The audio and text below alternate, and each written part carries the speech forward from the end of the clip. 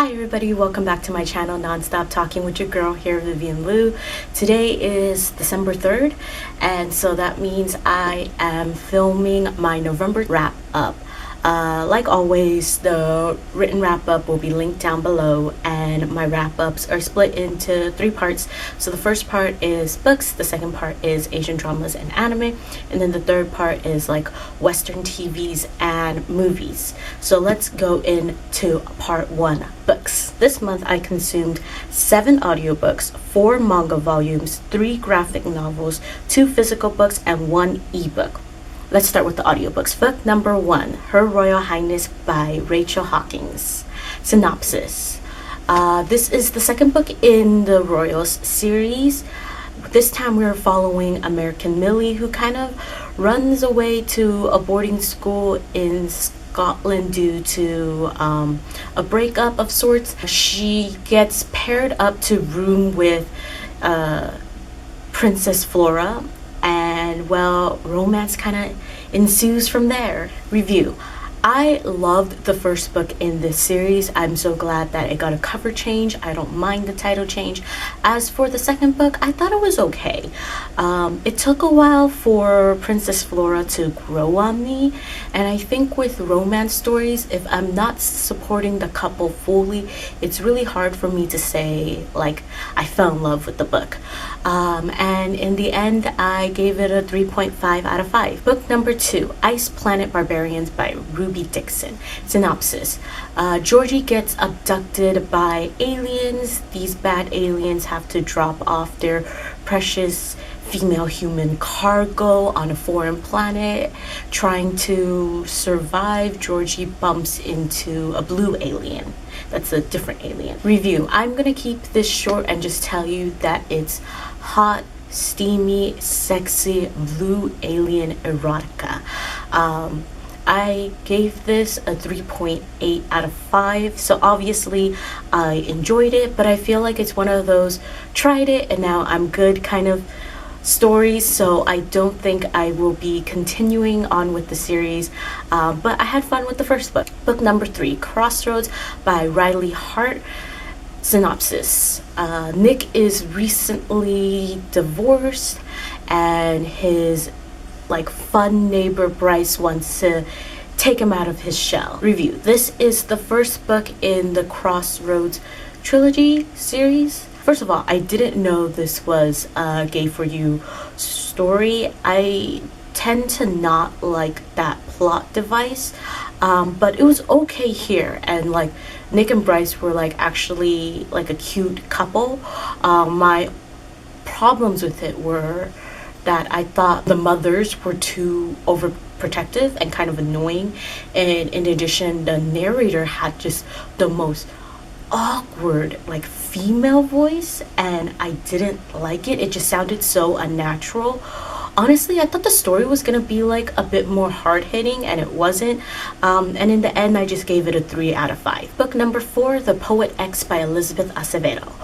Synopsis. Xiomara is a high school teen navigating life as a child of immigrant parents, living in a low-income area. She's writing to cope, and she's actually a very talented poet. Review. I highly recommend the audiobook. The author narrates it herself. She is a slam poet. The words are beautiful. So much of it resonated with me as a child of immigrant parents, and I just while listening to it, I started slowing down the speed just because I really wanted to just savor the words. I really like this, and I gave it a 4.5 out of 5. Book number 5, Becoming by Michelle Obama. Synopsis. Simply, this is previous First Lady Michelle Obama's autobiography. Review. Michelle Obama has a great voice for narration. I loved listening to her read this autobiography of hers. I really enjoyed the experience. It was very eye-opening following her before she met President Obama, and then on the campaign trail and during the presidency.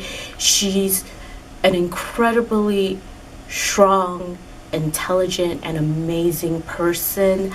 I like that the ending of it, I guess, was it like showed a hopeful USA, and I think we all kind of need that. Maybe it was a little bit too hopeful, but hope is good. Hope is nice. Honestly, this was a really, really like solid, fantastic autobiography, and I highly recommend. I gave it a 4 out of 5. Book number 6, Every Heart Adore by Shannon McGuire. Synopsis. Welcome to Eleanor's West Home for Wayward Children. This is a place where children who have returned to our world after walking through magical doors can stay. There's a new girl named Nancy, and her arrival brings like sudden tragedy. Review. Firstly, I love the narration. I think the audiobook is amazing. The intriguing premise was what originally captured my attention, and I did find this short book very interesting. My only problem with it was that I felt that a lot happened and it felt rushed, and I didn't enjoy that. Plus, I don't know if this is just me, but I felt like this book was like checking off diversity boxes. But overall, I think the premise and the concept is amazing. I just wish that the execution could have been a little bit better, but I will definitely be continuing on with the series since this is just the first book, and I ended up giving this first book a 3.3 out of 5. Book number 7, How to Speak Dragonese by Cressida Caldwell. Synopsis. This is the 3rd book in the How to Train a Dragon children's book series. In short, it's Hiccup and Toothless' next adventure. I didn't enjoy this as much as I enjoyed the first 2 books, and honestly, I feel like I'm not its demographic, and that's completely like that makes sense. I do still very much enjoy David Tennant's narration, and that might be a reason why I will continue on listening to the audiobook. But I mean, yeah, I thought this was just okay, and I gave it, what did I give it? 3.5 out of 5. Next, we're moving on to manga. So 8, 9, and 10 are Hanakimi's Volume 1, 2, and 3 by Hisaya Nakajo. Synopsis. The Japanese name, or full Japanese name, is Hanasakari Kimi Tachi E, and then the English name is For You in Full Blossom.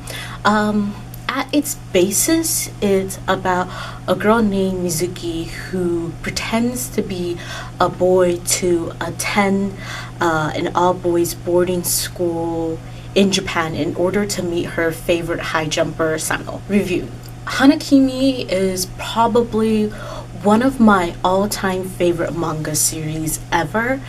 I started it in middle school, and I think it spanned into like mid-high school, I believe. Sano is also probably my first fictional boyfriend. I love this series, and rereading Hanakimi is part of my rereading childhood manga favorites journey. I've been doing series wrap-ups for them. This reread has been so much fun. Firstly, like, this manga shaped me a little bit in the sense that Hokkaido is where they went for their school trip. And in the back of my mind, since then, I've always wanted to go to Hokkaido. And a few years back, I actually got to backpack around Hokkaido for a few days, and that was just an amazing experience. And in addition, I've mentioned this before, but I taught English in Japan for almost 3 years. And now, like, I have a better understanding of how Japanese school life works. And because of that, I feel like as an adult rereading Hanakimi, I'm seeing it in like a different light because of the experiences I now have. And honestly, this rereading experience has just been fantastic. Volume 1, I gave it a 5 out of 5.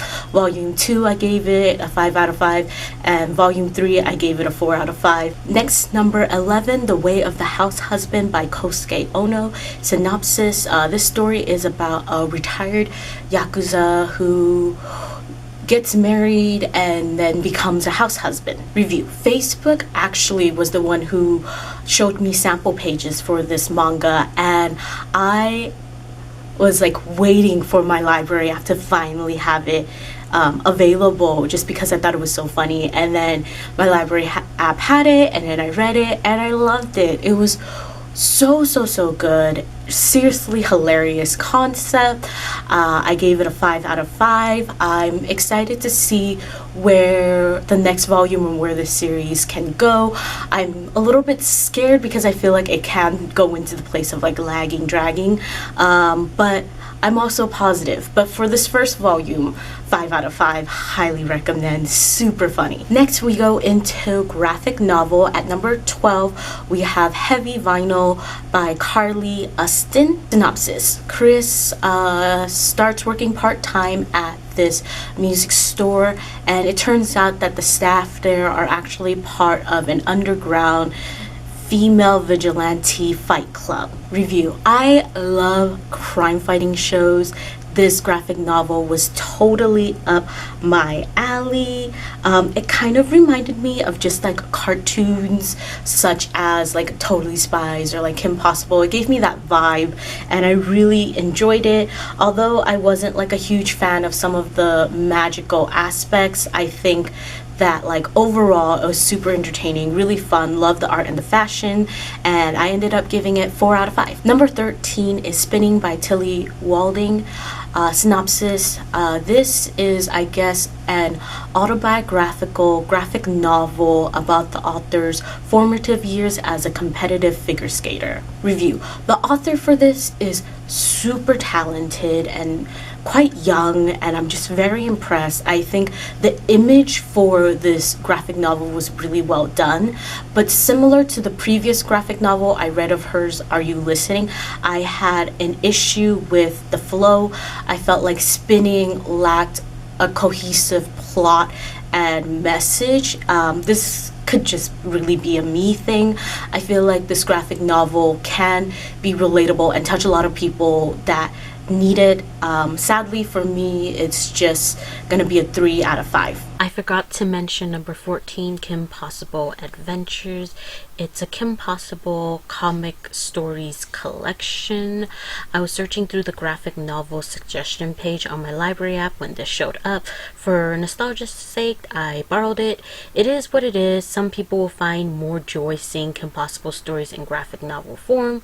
For me, it was just okay, 3 out of 5. Next we go into the ebooks and physical books. Number 15, The Play by L. Kennedy. Synopsis. Hunter Davenport is a college hockey player, and he decided that he's going to go celibate so that he can focus on winning and hockey.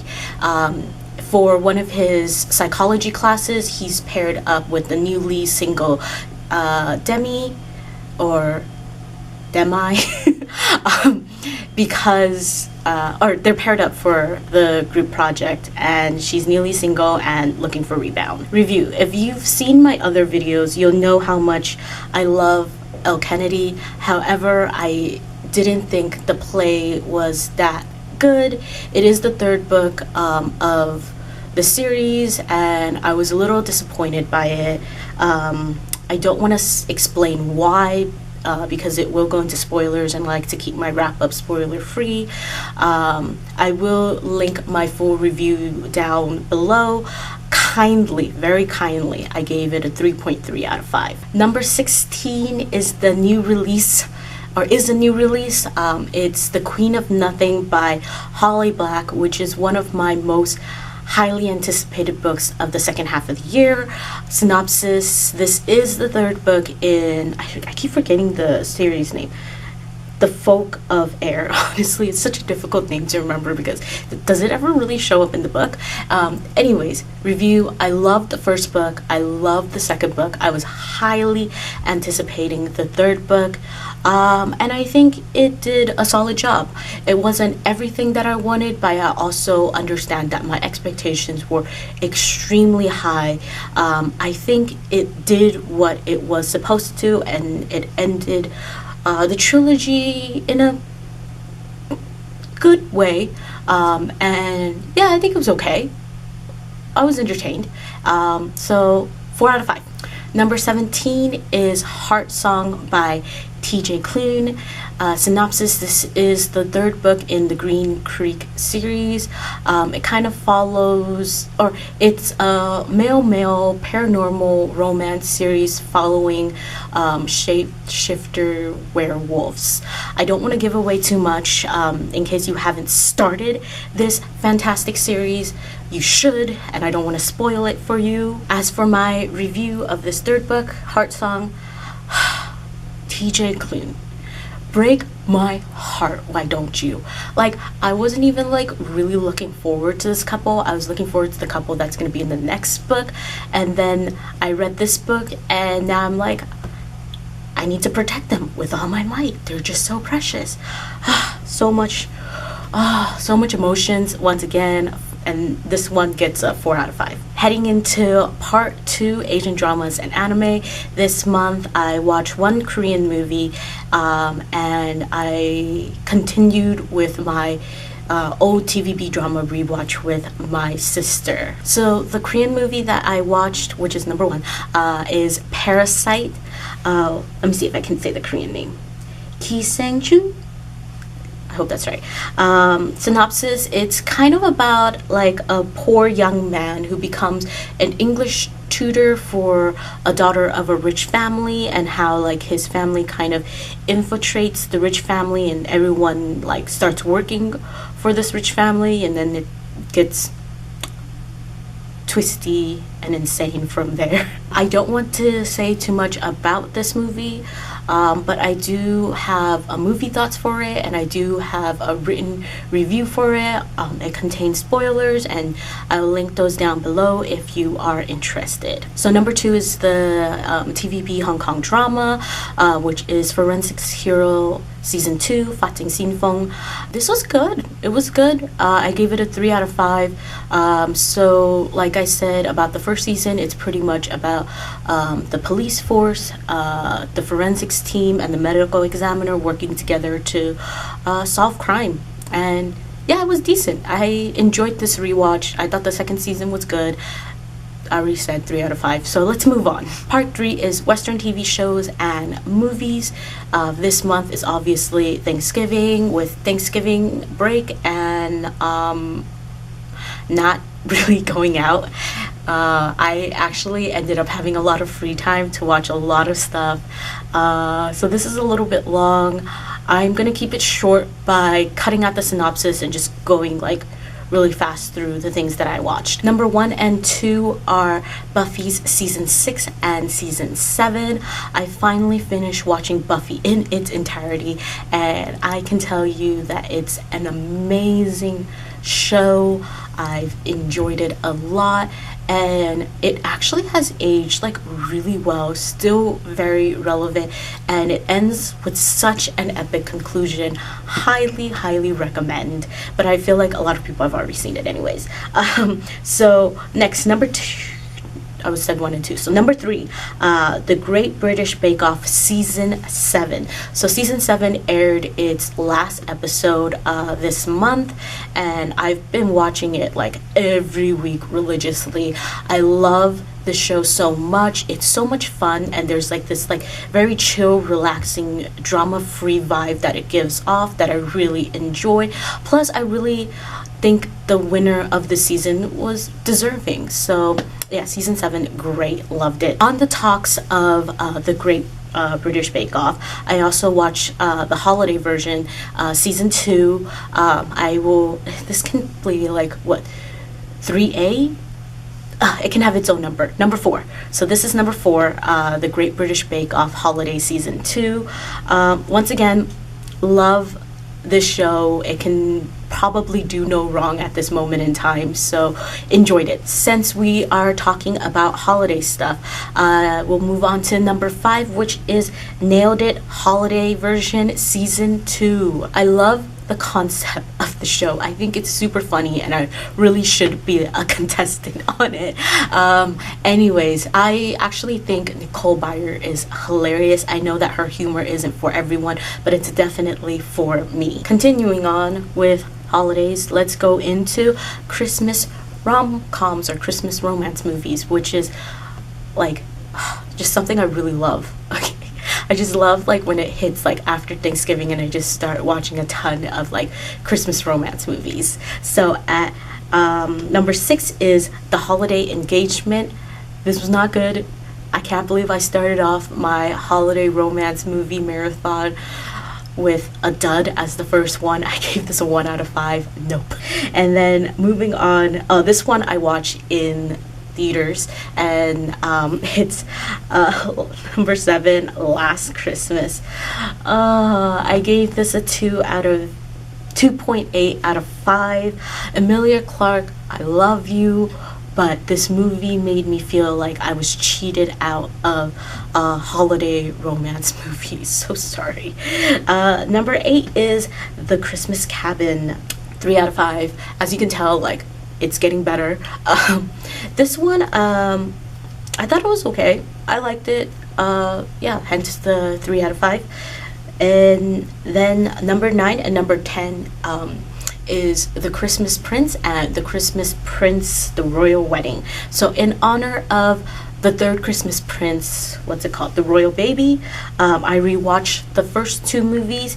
My original opinions was I really enjoyed the first film. The second film disappointed me, but I'm like highly anticipating the third. So fingers crossed. The first one I gave a 3.5 out of 5, and then the second one I gave a 2.8 out of 5. We're going into rewatches. So I've talked about this before where when I'm writing or whatnot, I usually like to play things in the background that I've seen before, just as like background noises. So 11, 12, 13 and 14 are Key and Peele seasons 3 and 4, Lie to Me season 2, and Rick and Morty season 1.